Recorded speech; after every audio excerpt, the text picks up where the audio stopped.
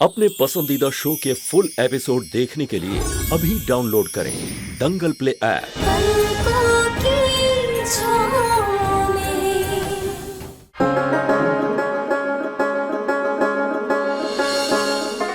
सुमन, दुनिया तब भी हमारे खिलाफ थी और आज भी हमारे खिलाफ है। हमारा प्यार तब भी जीता था और आज भी जीतेगा। प्यार में बहुत ताकत होती है सुमन, और अगर हम दोनों साथ हैं तो हम फिर से सारे चैलेंजेस को साथ में पार कर लेंगे।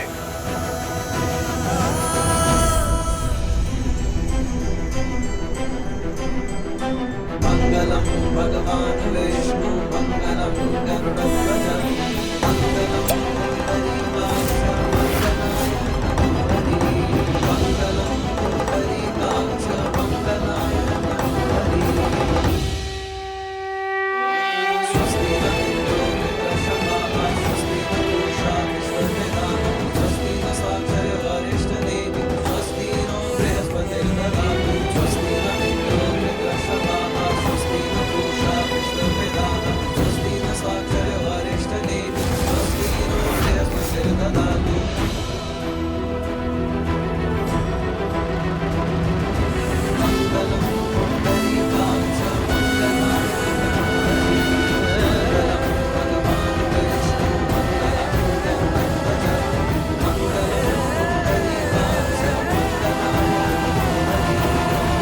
तुम्हारी मांग में सिंदूर हमेशा तुम्हारे प्यार के नाम का रहेगा सुमन।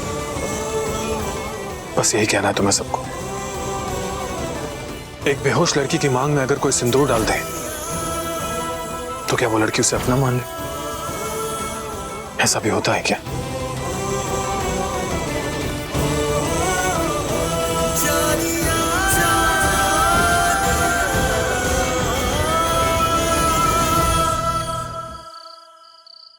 जब अंशुमन जी ने मेरी मांग भरी थी तो इस घर ने मुझे सुहागन होने का दर्जा दिया था। वैसे ही अगर किसी ने सुमन की मांग भर दी तो फिर उस पर इतने सवाल क्यों उठ रहे हैं? क्योंकि हमारे साथ जो हुआ उसमें हमारी मर्जी शामिल नहीं थी।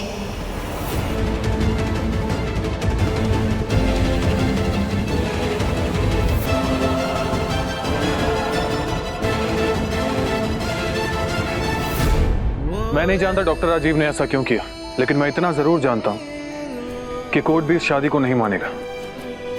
क्योंकि जिस वक्त डॉक्टर राजीव ने सुमन की मांग में सिंदूर भरा था उस वक्त सुमन कोमा में थी। वे इस शादी को नहीं मानते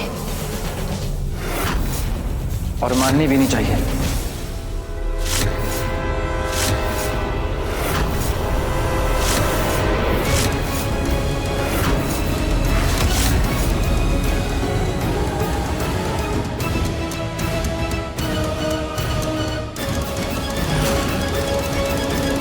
एक बार मुझे अपनी बात कहने का मौका दीजिए, फिर आप जैसा चाहें वैसा व्यवहार कर सकते हैं मेरे साथ। जिस वीडियो क्लिप को देखकर आप लोग मुझे सवाल भरी नज़रों से देख रहे हैं कि डॉक्टर राजीव ने ऐसा क्यों किया, किन हालातों में किया, तो उसके जवाब में मैं बस इतना कहना चाहूँगा कि अगर मैं वो नहीं करता जो मैंने किया तो सुमन आज आप सबके बीच में नहीं होती।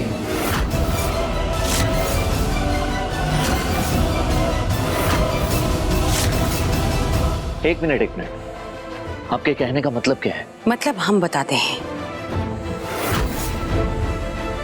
जब हॉस्पिटल वाले सुमन को लावारिस समझकर उसका लाइफ सपोर्ट सिस्टम हटाना चाहते थे, तब राजीव सिर्फ अपनी पेशेंट को बचाने के लिए कोमा में पड़ी सुमन की मांग भरकर उसे अपनी पत्नी का दर्जा दिया, ताकि उसे हॉस्पिटल से निकाला न जा सके और वाइफ के कोटा में बेड मिल जाए। मेरा यकीन कीजिए, मेरी मंशा सिर्फ और सिर्फ सुमन की जान बचाने की थी। उस वक्त मैंने जो ठीक समझा मैंने किया, लेकिन उसके लिए मैं उसके लिए आप सबसे माफी मांगता हूं। मिस्टर अंशुमन, सुमन कल भी आपकी पत्नी थी और आज भी आप ही की पत्नी है।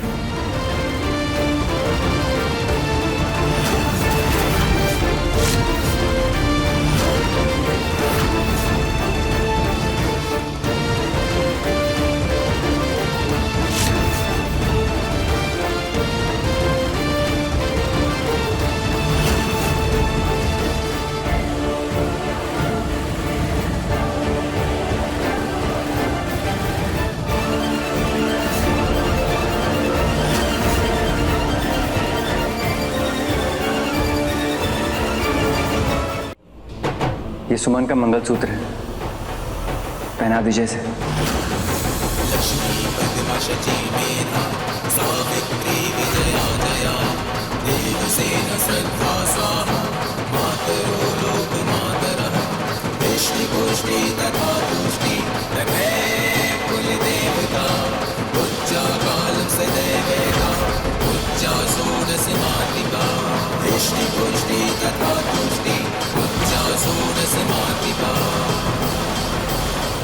रुक जाइए अंशुमन जी।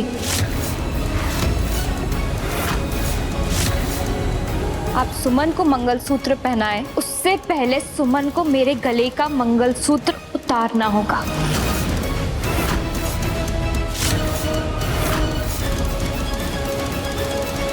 उतारो सुमन। सुमन, मैं तुम्हारे मन की हिचकिचाहट को समझता हूँ और तुम्हारा संकोच भी सही है। जब मांग में सिंदूर मैंने भरा है तो मंगलसूत्र तुम क्यों उतारोगी? ये काम भी मैं ही कर देता हूं।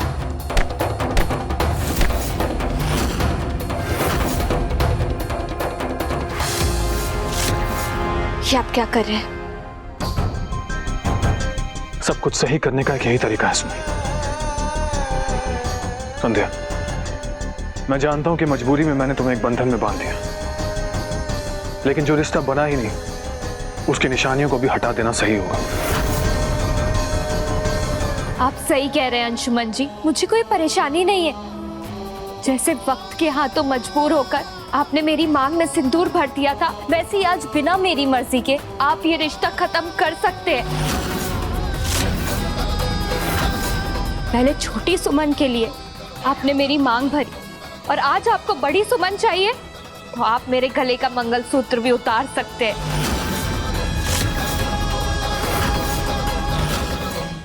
संध्या, एक रिश्ता बनाने के लिए दो लोगों की मर्जी होना बहुत जरूरी है, क्योंकि मैं नहीं चाहता कि तुम एक अनवांटेड रिश्ते में बंद कर रहो।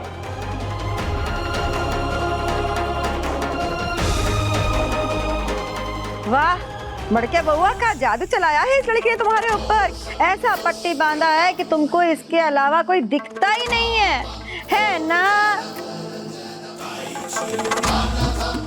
और छुटकी देख लो, है ना कमाल। जिस बेटा को तुम राम समझती थी वो तो एक नंबर का स्वार्थी लड़का निकला, जो इस लड़की के चक्कर में अपना सारा मर्यादा ताक पे रख दिया है।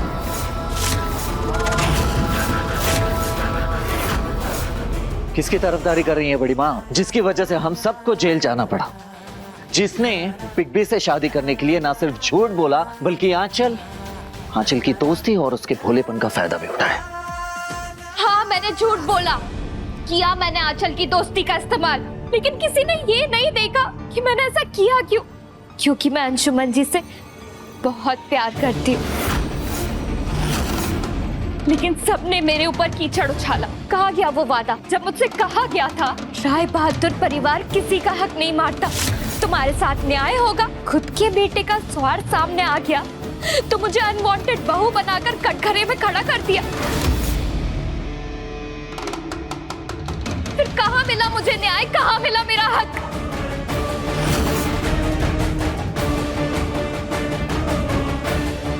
फिर भी मैंने इस परिवार के साथ जो कुछ भी किया उसके लिए मैं आप सबसे माफी चाहती हूँ, और अच्छा यही होगा कि मैं इस घर से चली जाऊं।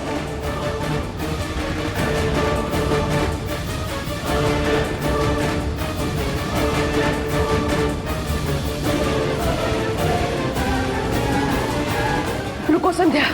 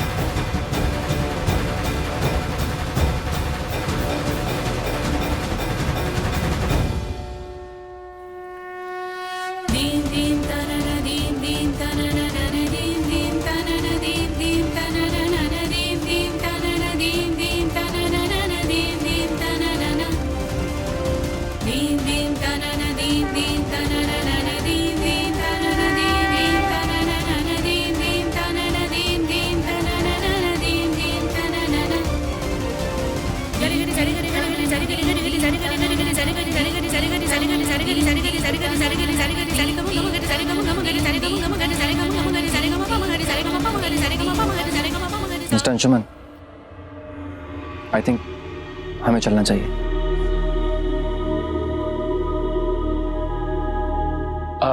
महिमा जी, आपने सुमन को 1 साल तक अपने पास रखा, उसका ध्यान रखा, उसे संभाला, उसके लिए हम आपके बहुत आभारी हैं, एहसानमंद हैं।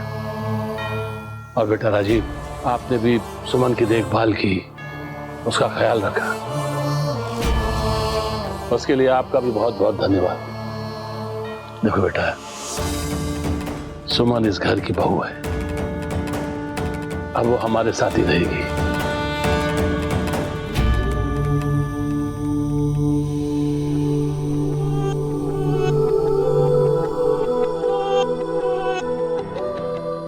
माँ,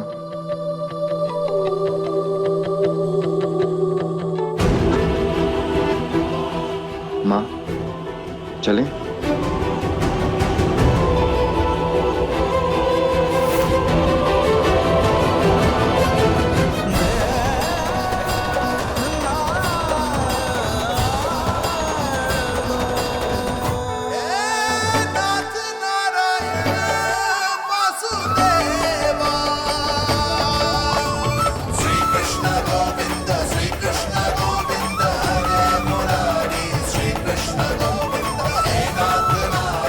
ये दिए की लौ साक्षी है कि सुमन या संध्या, दोनों में से हमें किसी भी एक को चुनना हो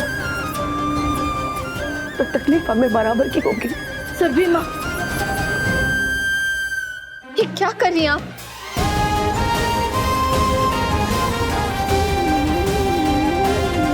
जब तुम हमें पटना में मिली थी, हमें एक नजर में ही भाग गई थी, फिर तुमने हमें अपना दोस्त बनाया। हमारी दोस्ती आपके लिए और आपकी ममता हमारे लिए। सुरभि माँ कह के हमारी बेटी बन गई। क्या हम आपको सुरभि माँ बुला सकते हैं?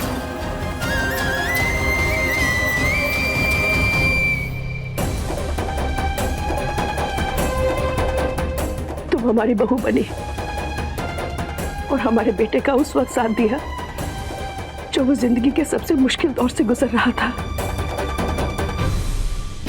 माँ सुमन और संध्या से आखिर क्या बात कर रही है?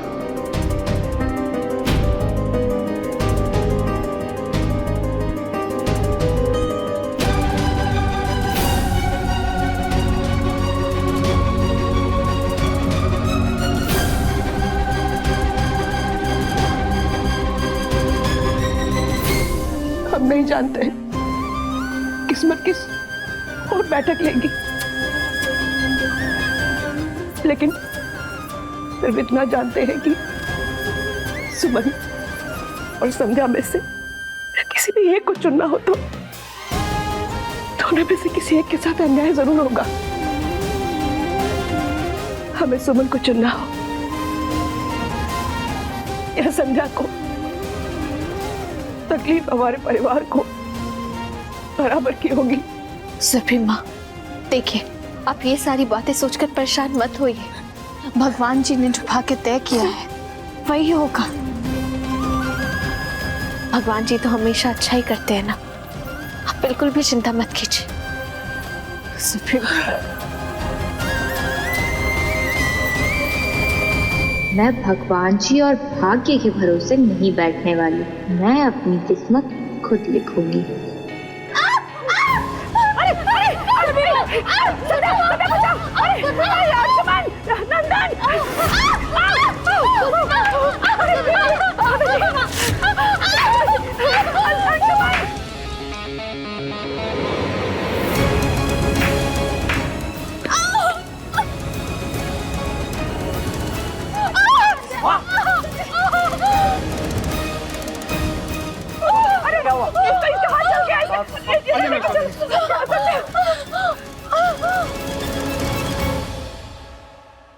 छुटकी, तुम ठीक हो ना? और छुटकी समझे नहीं, आग कैसी लगी? अयो दादा, ये तो बहुत बड़ा अपशगुन हो गया मंदिर में। अब तो भगवान भी नहीं चाहते कि एक पति की दो पत्नी हो।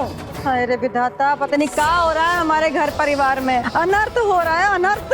कान्हा जी का मंदिर भी नहीं बच पाया इस अपशकुनी के प्रकोप से।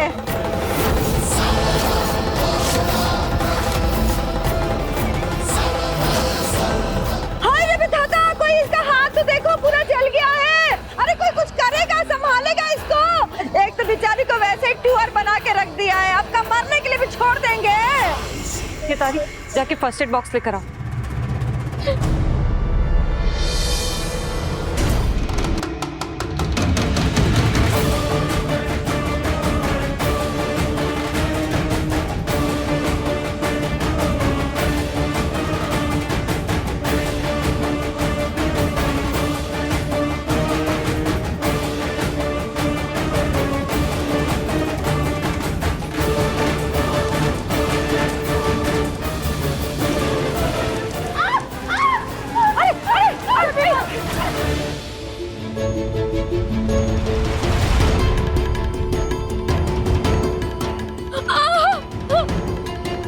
बहुत चल रहा है।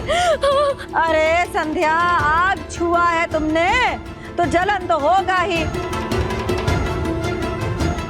सुमन तुम ठीक हो ना? अरे उसको क्या होगा? उसको कुछ नहीं हो सकता। वो जहाँ रहेगी ना वहाँ दूसरों का बुरा होगा। अरे आफत पर भी कभी आफत पड़ा है का?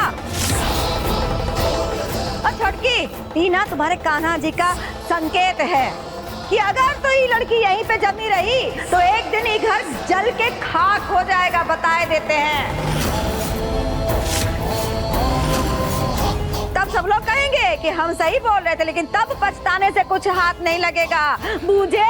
बस करिए दीदी, बार बार ऐसा क्यों कहती है? अरे तो सही कह रहे हैं ना हम। अभी भी समय है, निकाल बाहर करो इस बनूस को, नहीं तो सब सत्यानाश हो जाएगा। बड़ी माँ, आपको जो कहना है कह लीजिए, लेकिन एक बात आप भी समझ लीजिए, ये घर सुमन का भी है, और जहाँ अंशुमन रहेगा सुमन वहीं रहेगी। तुम ना बस बाड़की बहू,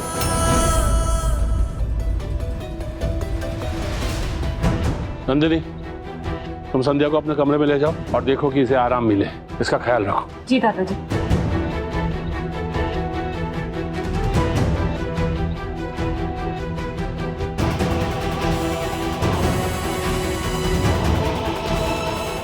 पर ये आग लगी कैसे?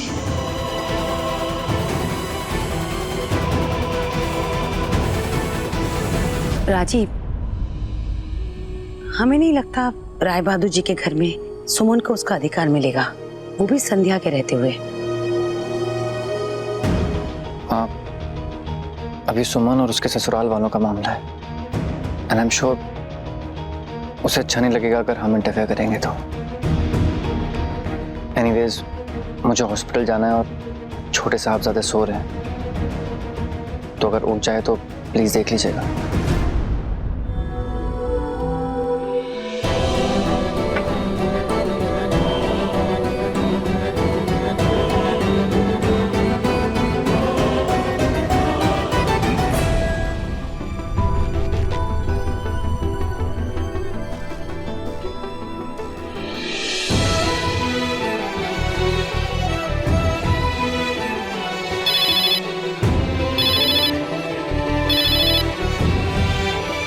हेलो जी, आप महेंद्र जी बोल रहे हैं? जी हाँ, बोल रहे हैं। आप कौन? जी, आप हमें नहीं जानते, हम मोहिमा राय। वो सुमन हमारे यहाँ रहती थी जब वो कोमा में थी। हाँ हाँ हाँ, जी जी, सुमन ने बताया था आपके बारे में। आपका और आपके बेटे का हम बहुत आभार प्रकट करते हैं। बहुत बहुत धन्यवाद आपका। कहिए, हम आपके लिए क्या कर सकते हैं? वो महेंद्र जी, हम आपसे सुमन के भविष्य के बारे में कुछ बातें करना चाहते हैं। आप सुल्तानगंज कब वापस आ रहे हैं? दरअसल हम बाहर आए हुए हैं किसी और के यज्ञ के लिए, तो कल ही लौट आएंगे। जी, हम आपका इंतजार करेंगे। आप जब आइएगा हमें खबर कर दीजिएगा। नमस्कार। नमस्ते।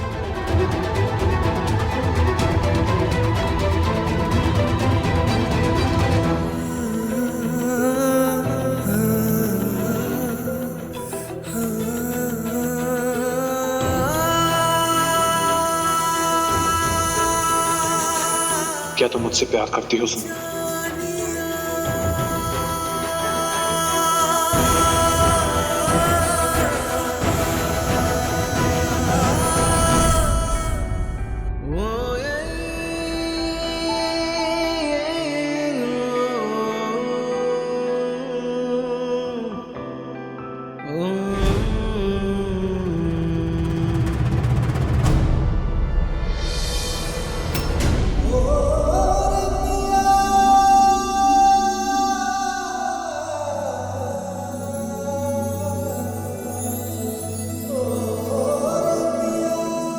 जितना मुझसे दूर जाने की कोशिश करती है, किस्मत हमें उतना ही पास लाती है सुमन।